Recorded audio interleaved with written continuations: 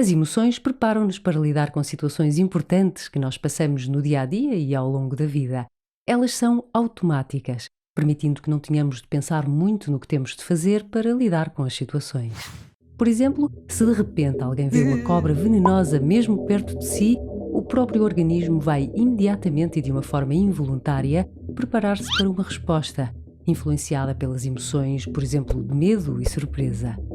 Mas se quiserem saber mais concretamente o que são as emoções, vejam o nosso vídeo que dedicámos inteiramente a explicar este conceito.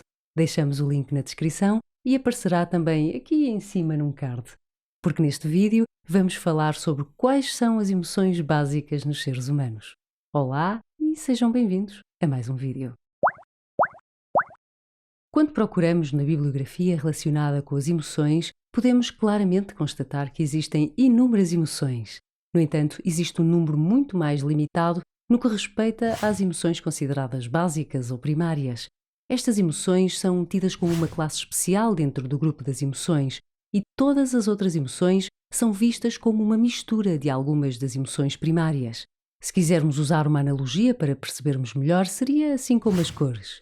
Nós temos um conjunto de cores primárias e depois as outras cores são criadas juntando algumas das cores primárias.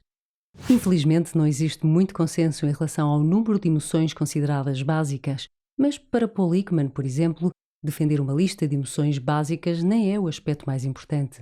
Inspirado por Darwin, que no seu livro de 1872, The Expression of Emotion in Man and Animals, sugeriu que as emoções têm essencialmente uma função de comunicação e que elas existem e são reconhecidas em todas as culturas. Ekman começou a estudar as emoções, isto na década de 60 do século XX, em diferentes culturas, analisando as expressões faciais das pessoas. Para Ekman, o que é realmente importante é descobrir quais são as características que são essenciais para podermos considerar uma emoção como sendo básica. E Paul Ekman apontou algumas características, como, por exemplo, ser universal, inata, automática, ou seja, espontânea, breve, com início rápido e ter indicadores fisiológicos distintos. Através dos seus diversos estudos, Ekman encontrou evidências para a existência de 7 emoções básicas: raiva, medo, surpresa, nojo, tristeza, alegria e desprezo. A raiva é uma emoção que sentimos quando, por exemplo, somos impedidos de irmos atrás, de perseguirmos algum objetivo que é importante para nós, nos sentimos frustrados quando somos abandonados, rejeitados, traídos ou quando somos tratados de forma injusta.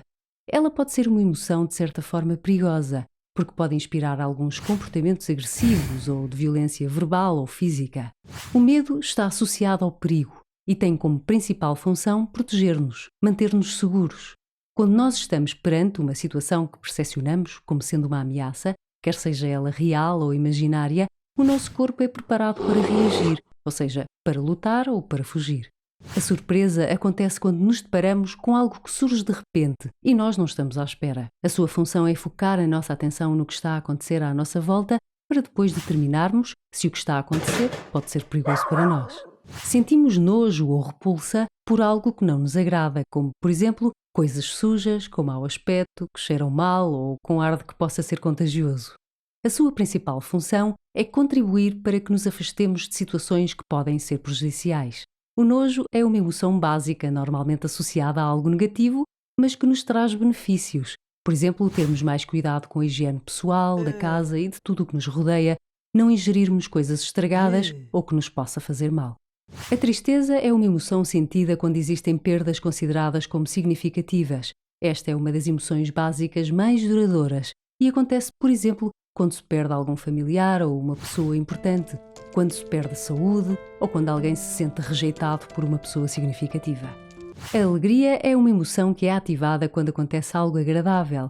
Ela está relacionada com a felicidade, o prazer, satisfação e a positividade.